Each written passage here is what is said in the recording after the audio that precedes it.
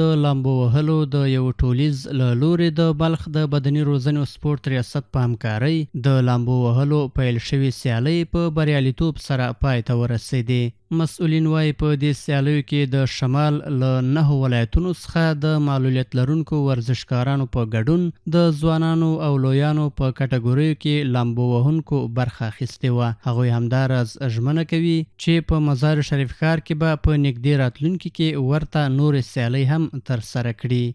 دغه مسابقې د دې لپاره رااندازې شوې چې د هغو ځوانان راوهڅوي د ورزش تر مخه وکړي او تربیت بدني ریاست هم دایم له خپلو ورزشکارانو له ورزشي برنامو نه له دغسې برنامو چې ځوانان دی کې نور هم برنامو ته تشویق شي حمایت. در زون شمال در 3 کاتگوری جوانان، نوجوانان و پارالمپیک برگزار شدند و خوشبختانه جوانان استعدادهای خود را، توانایی خود را نشان دادند و خود را ثابت ساختند تا بتونیم در آینده در عرصه شنا ما بتونیم پرچم زیبای ما را به اعتزاز در بیاریم، در سطح جهانی بتونیم رقابت کنیم.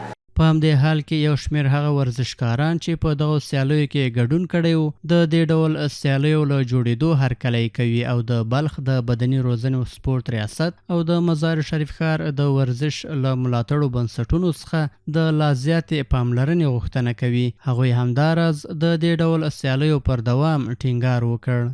تربیت بدنی است که ورزشکاران را حمایت بکنه و خصوصا با ورزشکارای معلول که نیاز به حمایت دارند و به خاطر که اینا بتوانند در جامعه خوبتر رشد بکنن مورد حمایت باید قرار بگیره. از ریاست معرف، ریاست تربیت بدنی که همچنین برنامه را اسپانسری کنه، حمایت کنه که تا قله‌های بالا راه پیدا کنه.